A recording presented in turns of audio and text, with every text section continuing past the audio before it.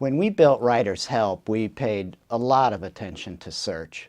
So we were very concerned that if a student entered a term, they would get a good match. And that means that in a help system, we have to tune the language of search to the language of students. And you can't always predict well what term students are going to use. So if a student enters the term flow, or if a student enters a question, how do I get unstuck? We might not think in terms of unstuckness, but students do. So when a student enters a search term, the tool has to be responsive.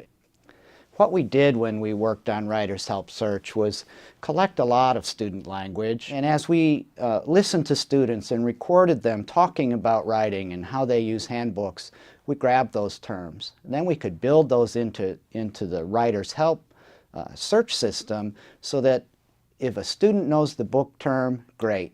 If a student knows the teacher term, great. But if the student uses his or her own language, well, that's good too, and they're going to get good results. One thing that's important about Writer's Help is that students aren't searching the web. They're working in a world with limits on it, the writer's world, in an area where they're very likely to get good returns that are relevant to the writer's situation.